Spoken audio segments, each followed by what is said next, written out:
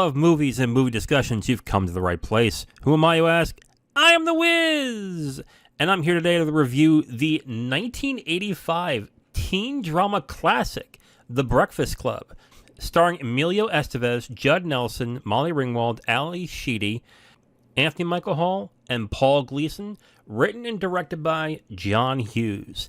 Yeah, this is a movie that I keep hearing from a lot of people my age, or even older than that this is probably the best teen drama that has ever been made. Even like other movies reference this movie as one of the best teen dramas, and on top of that, it's one of the few teen dramas that's on the Criterion Collection, along with Fast Times at Ridgemont High. This was definitely a bucket list movie, or a movie that I really wanted to check out at some point, but you know how it is. You have options, and you get paralyzed with those options, and you choose nothing. But anyway, I've been wanting to watch this movie for a while to see what the buzz is about this movie. I have heard nothing but great things. Again, why don't I get right into it? Let me get to the review of The Breakfast Club, written and directed by John Hughes.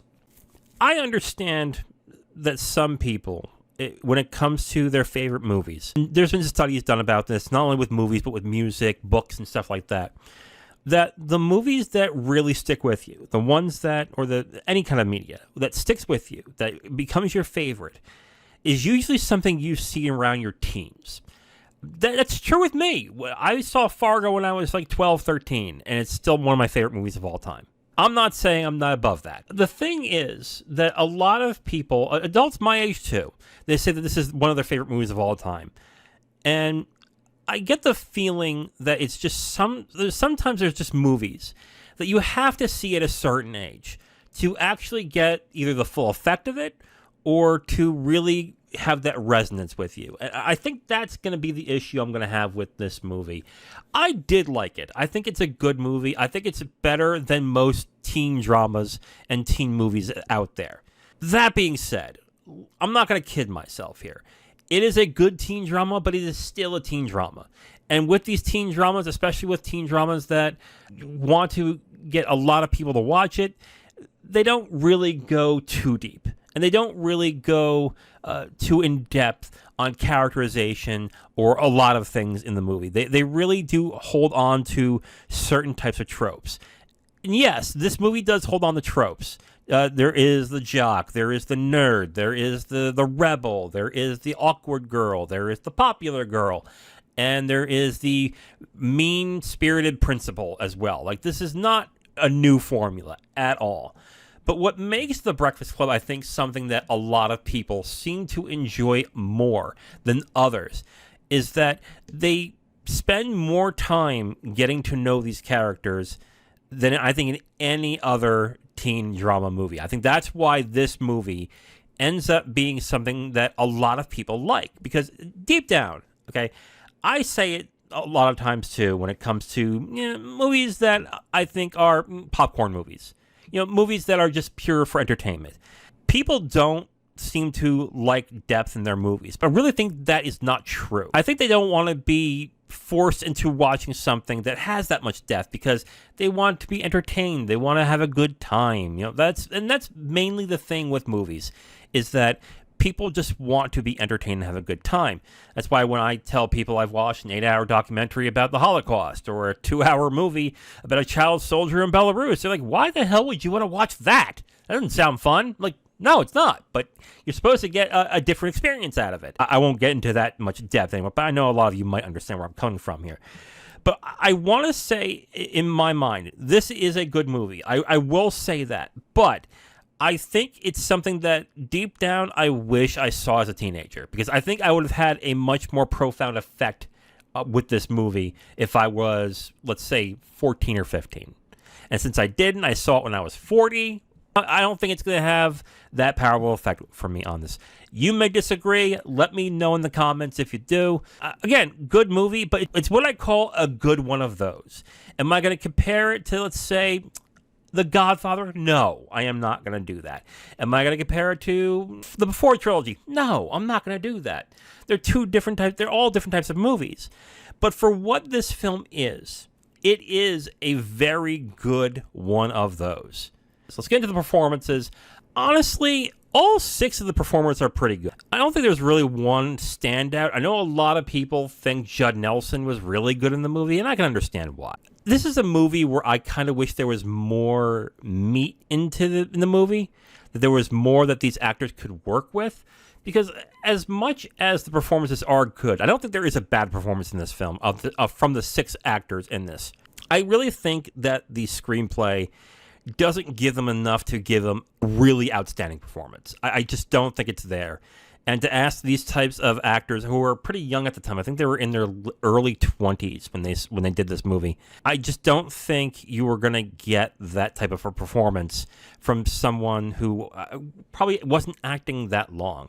I will say this, I think the one performance I liked the most was Molly Ringwald, who played Claire in this. The way that she played her character was both interesting and, in a way, it had more depth than I think the others did. You would come to find more depth as the movie goes along with these characters, but they're not really there in terms of performance. They kind of go through the same motions as they do in any other teen movie. I think Molly Ringwald had the best performance in this movie. Then I would say probably Judd Nelson, followed by Ali Sheedy. I think if there was one performance that I would have liked more, it was Ali Sheedy. That character could have been a lot more interesting, but either a lot of it was in the cutting room floor or there wasn't much there to write about with this character. Let's get into the writing. Let me go into dialogue first. With dialogue, it's fine. It is good with the dialogue that they have. I know a bunch of it was ad-libbed by the actors, which wasn't too bad. But when it comes to like the story, I think for a story that is essentially just a talking film, which is what I find very surprising about this film and how popular it is and how much people love this movie. This is ostensibly a talking film. I'm actually very surprised that this was the vast majority a dialogue film. And the way that the film goes into the characters and how they grow and everything, I think it's good, but it's not something I find entirely believable. I think the issue with me on this is a movie, I think, if there was a much more meaty, more serious screenplay, like let's say they really get into some not great things. Let's say, for example, okay, all these characters are dealing with neglect or abuse. Either they're neglected at home, they're abused psychologically or physically in some cases, or they're being pushed to do something that they just don't want to do, and they have serious problems at home. That's what all 5 of the characters are like with the kids in this. I look at this movie and think, if someone were to remake this and make it a little more serious, I think this would have had a much better effect if there was a much more serious discussion about abuse or the things that these kids go through. I mean, you do hear about Judd Nelson's character who gets abused by his dad, who gets cigarettes put out on his arm. You hear about how Ali Sheedy's character gets no attention at home, therefore she is grungy, dirty, is very quiet. You have these things here.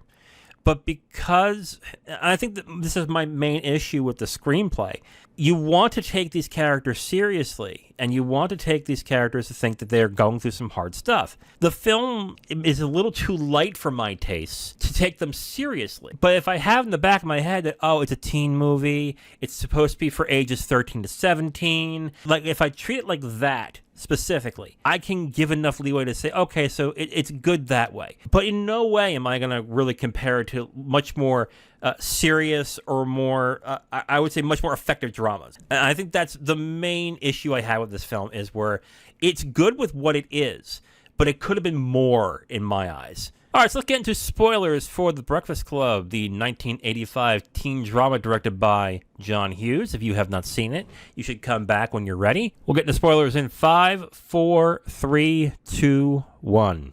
I have a couple of main issues. Went over it in the review, the non-spoiler part, where basically I think there should have been a little more seriousness in this movie for it to be effective as a drama, because the comedy in itself doesn't really work, but it's the drama that I think holds it together. So I think if they would have went more in a dramatic route, I think this would have been a much more effective film, in my eyes. I know a lot of people love this film. But what I will say, though, is the ending. The ending is considered a classic ending in films, period, where the 5 kids get to know each other, they really grow, and they start to become friends. and they start to form a bond. I cannot tell you how unbelievable that is. Like, I cannot tell you how unbelievable that is. But if you want to still say, Wiz, it's a teen movie, that's the basis of what it is, these types of endings are just how it is in these teen movies, fine.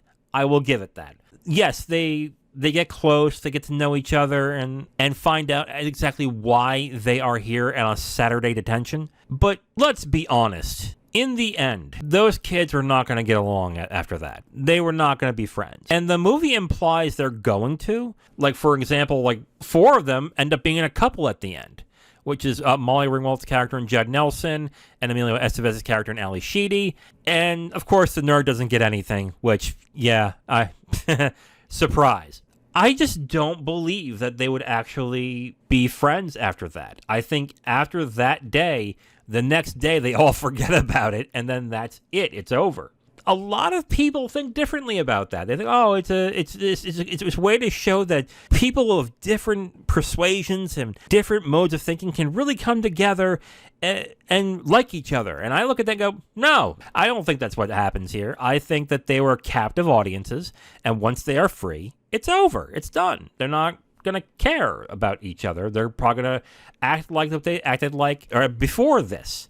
I think that's what this movie is. That's why the ending felt a little untrue to me. It just felt like, you're going for a happy ending. This would have been a movie, again, with more depth into it that maybe it could have worked for me, but it just really didn't. There is another trope that happens at the end of the movie, and it's Ali Sheedy's character, who was the awkward, quiet, weird girl who all of a sudden becomes beautiful, and the jock is into her after that. And I look at that and I'm like, why? Why did you need to do that? I know that, again, this is a trope from 80s teen dramas. I know that. It's probably a trope in 70s and 60s dramas too. But I really think that was done pretty ineffectively. I looked at that and went, I don't like that at all. That's kind of lame, I think. One more thing, and then I'll get into my final thoughts. I wanted more from the principal. Maybe, I don't know why. It's because I'm 40, and I just, I don't know why. I would have liked if the principal imparted some kind of lesson to a certain extent, or showed some compassion with these characters. I think making him into the strongman villain, I don't think it works in this. And I'm saying this a lot. A bunch of the stuff in this film I don't think works, but I don't think it's bad. I think it's actually pretty good. When I hear people talk about this film, it's like one of the best films ever made. And I'm watching this going, no, not really. Not really. Let me get into final thoughts for The Breakfast Club. It's a good one of those. It's a good teen drama, but bear that in mind. If you are my age, or if you're younger, I would say if you're over the age of 25, and someone who's watched The Breakfast Club when they were younger says it's one of their all-time favorite movies, and it's going to be your first time watching it, I would temper your expectations. I think it's a very good teen drama, but you have to put that in mind. It's a teen drama, and it's a Hollywood teen drama at that. So they're going to go through tropes. They're going to go through things that are not very in-depth. There's not much depth in this movie at all that I think would have benefited a lot if they would have written more about these characters and probably given them a little more serious tone in the movie. I'm going to give this film 3 stars out of 5. It's a good movie. I like it. I think it's good. I just don't think it's as great as other people have told me. And maybe that's my problem too. Maybe I have hyped this movie in my head too much and I have made my expectations a little unrealistic. Maybe that's the case. I think it's good. I just don't understand exactly how it's become so celebrated, not only for teen dramas, but dramas in general. That's where I look at that and go, why? Really? I don't know about that. 3 stars out of 5 for me for The Breakfast Club. I did like it. It's good, but it's not great.